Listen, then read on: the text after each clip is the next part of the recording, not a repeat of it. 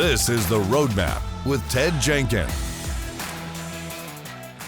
Hey everybody, welcome to The Roadmap. I'm your host, Ted Jenkins. Exclusively here, you can see The Roadmap on America's Small Business Network, or you can always go to our website at asbn.com to see all the episodes that we've done of all of our great entrepreneurs. You know, every week on The Roadmap, I try to bring you some of the brightest and best CEOs and entrepreneurs that are starting a business, scaling a business, growing a business. And that may be somebody that's in a blue-collar field, a white-collar field, high technology, restaurant business. I want you to see it all here in The Roadmap about one day how you can exit stage left with your business. I'm excited today to have on my guest, Dr. Christa Parrish. She is the CEO of Liberty Pet Care.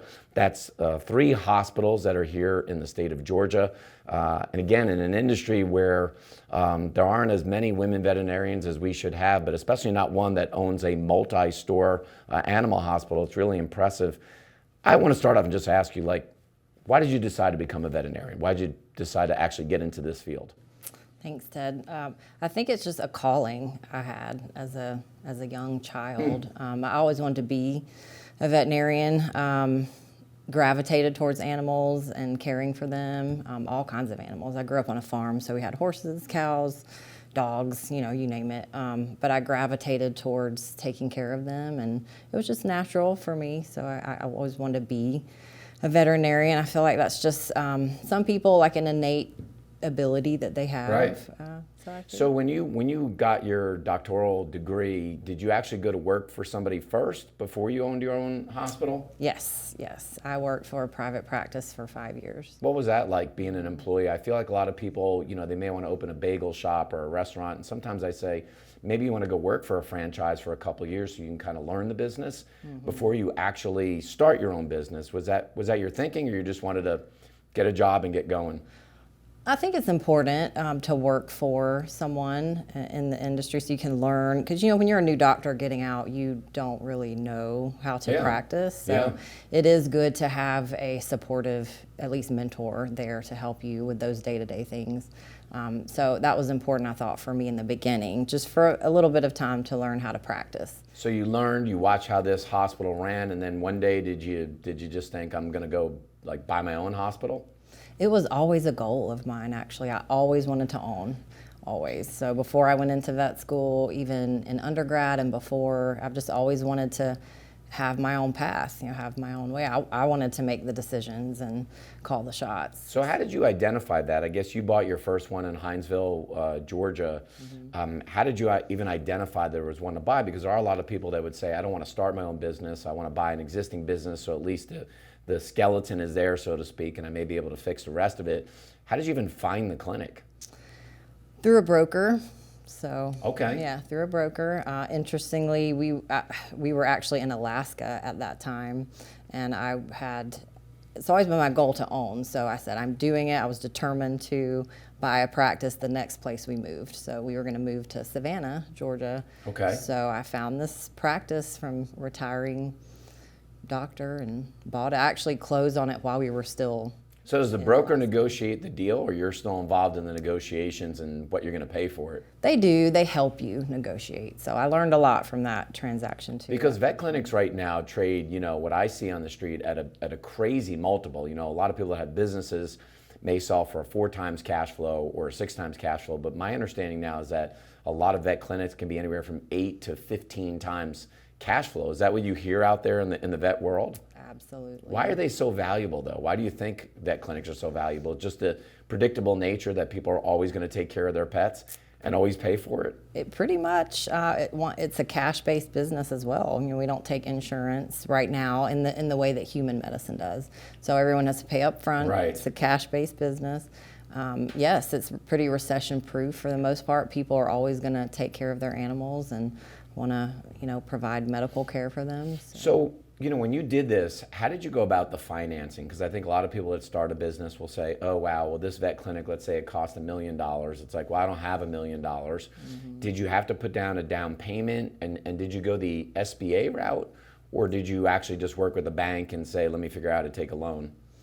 In the beginning, I did SBA loans, and some of those are 100% financed even now. Veterinarians have one of the lowest default rates of any profession everywhere. Right. So the banks are more than willing to loan you money. Yeah. Even How many vet shops do you see go out of business? Right. Very, very, very few. So they are more than willing to loan you money, and even as a new doctor coming out or not have a lot of experience, they will loan you money. So real estate, you normally have to put down 5-10% on those, but yeah. Because almost always the vet owns the building that the clinic is actually in, right? I think most of the models that I've seen, very few of them is a veterinarian leasing. It's usually a house in the suburbs or it's in the center of the city because location is key, right? Yeah, a lot of them own. I mean, some leaseholds are operating, but those are within like a strip mall, something like that. But it is beneficial to own the real estate that you operate your practice out of. Right. For sure. Because even if the practice doesn't make a lot of money, obviously you want the operating business to make money. There are models where you could own 3 pieces of real estate, and in the end, if the business pays off the real estate after 20 years, that's a business in and of itself. Do you think about it that way, that you've got the operating business to sell and you have the real estate to sell? Absolutely, and especially in the case of a sell to anyone, whether it be corporate or another vet, if you have the real estate too, it's 2 separate transactions. You sell the business, then you sell the real estate, or you lease. It's a lease to the new owner. You just collect a lease payment. Because the private equity companies in general, they don't want to buy your real estate. They just want to buy the operating business, and then you just keep the real estate, and like you're saying, you lease back to them. Absolutely. It makes it what makes it a better investment. Is it hard right now, with the labor force, unemployment at 3.7%? I suspect it's even more challenging in your industry to find doctors, to find licensed doctors to work on the animals. It is extremely difficult right now. Been that way for 4 or 5 years probably. We're going through the baby boomers are all retiring, so there's less of them as veterinarians. So there's a typical supply and demand issue, but there's just a big demand for veterinarians. There's just a shortage of vets right now. But how do you find them then? Do you go back to your alma mater? Do you actually go to conferences? Especially, do you try to recruit more female veterinarians? How do you think about that? So recruiters will help you. Conferences, just ads on the internet, word of mouth. Networking is huge. Your schools, just all of that. Trying to get the best people that you can in there to. So you set up these 2 clinics in Hinesville, right? And in a state like Georgia, arguably not the biggest cities in the world, but how do you get the brand out there? Like, you buy this business, is it just that people basically drive by it all the time, and is it on proximity, that if a clinic is 2 miles from my house, it's probably where I'm going to take my dog or cat? It is a lot of just general proximity with veterinary medicine. Probably 5 to 10 mile radius of someone's home is where they're normally going to take their pet. And so what's the model look like? A lot of people, yes, they know you're a veterinarian. They kind of know at a high level what you do. But when you bring on an animal into the hospital, you were mentioned before about medical, and you have to fill out all these different forms. Does it work that way when you're dealing with animals in general? So you mean like release? Do you do like a medical history? There's no do. You actually do a medical history. Yeah, we do. We try to form a relationship with the client and the pet, like learn as much as we can about them. So that just helps us be able to help them better. Like family history, if you will? Well, not so much family history of the pet. A lot of times people don't know that. Yeah, you just don't know. Just general history that the owner can give us about the pet's condition and how they're, what they eat, how they've been feeling, what heartworm, flea preventions are they on, did they have all their vaccinations, stuff like that. Will this work like a dentist model where you tell an owner you should bring in your pet twice a year for like a checkup, if you will? And do those checkups then facilitate whether or not you've got to do surgeries or other things like that? Yes, so annual visits are the standard, but we do recommend twice yearly visits, mainly to get those vaccinations that are needed twice a year.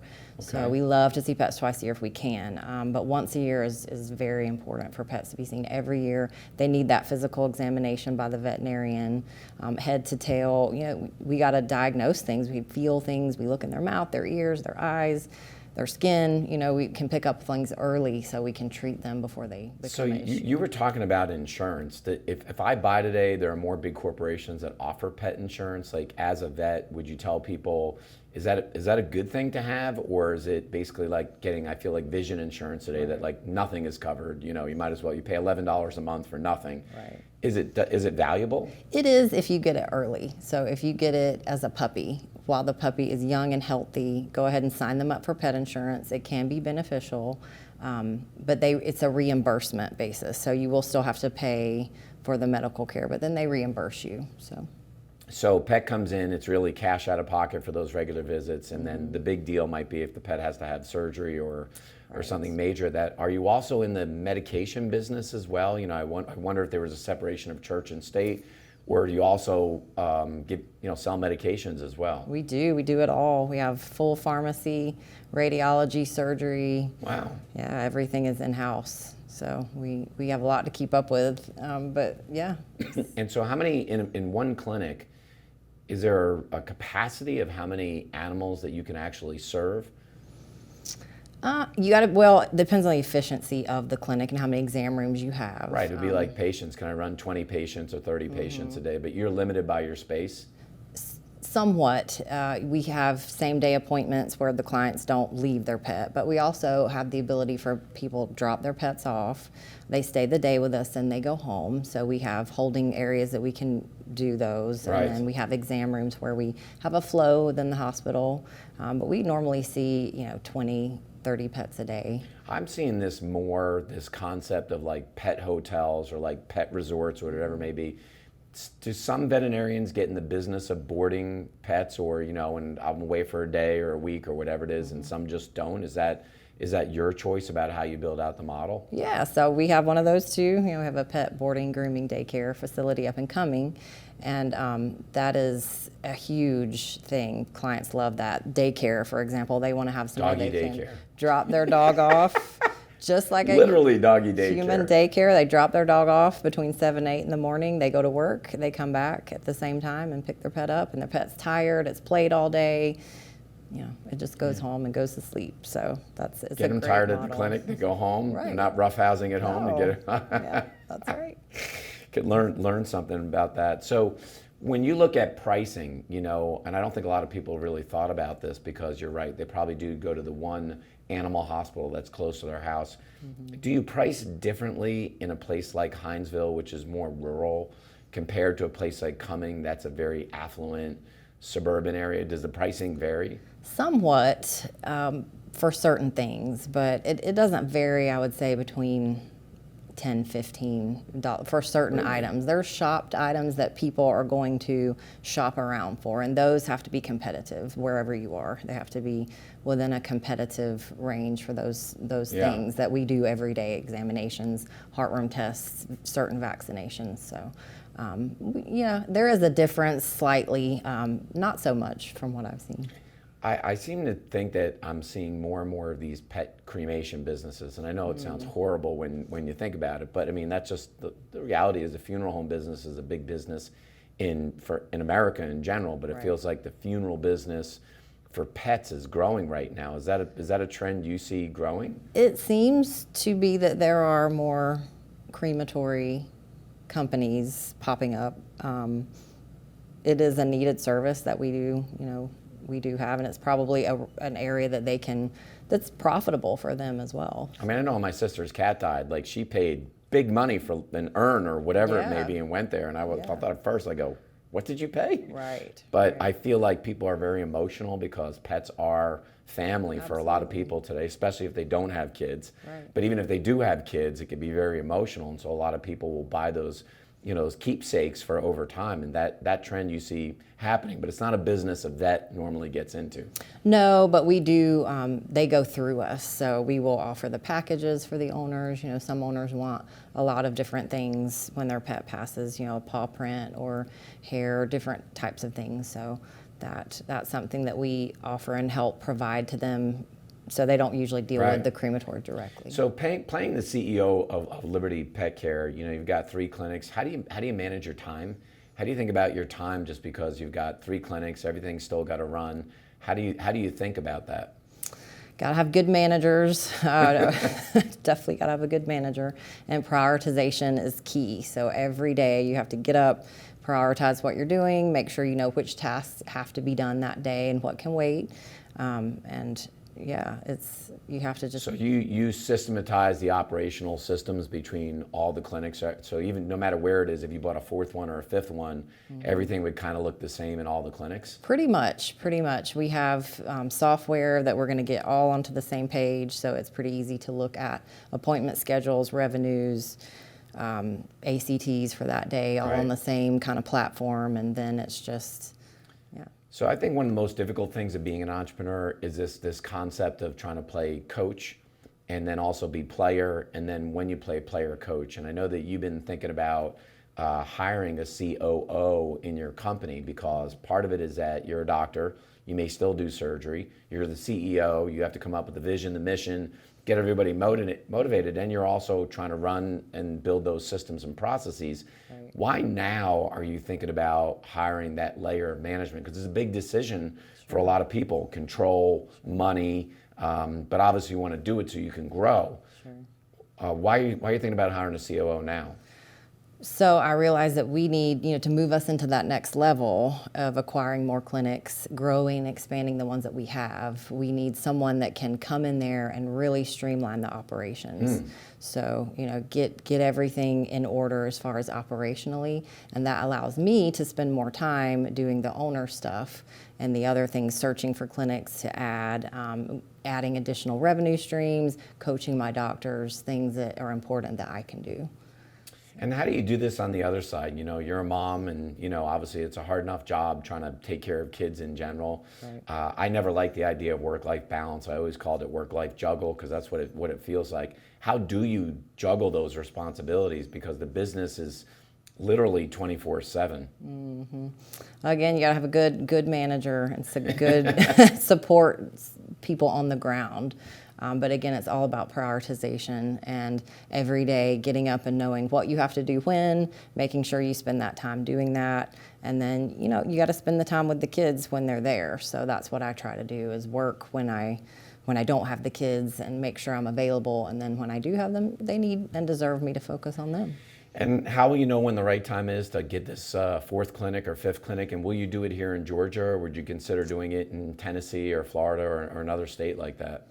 I would consider doing it here in an area that we could manage. So if we come across an opportunity for a retiring vet, that's usually a good opportunity to go in and buy those little bit smaller clinics that maybe the corporates aren't quite interested in, come in and streamline their operations. They usually have a great client base that just needs someone to get in there and kind of clean things up a little bit. So in the same areas, Cumming or Hinesville would be a good opportunity. What's the whole deal with the dogs and bad breath and the teeth cleaning? Is that worth it? Like, do people really need to get their dogs like a toothbrush and clean their teeth? Absolutely.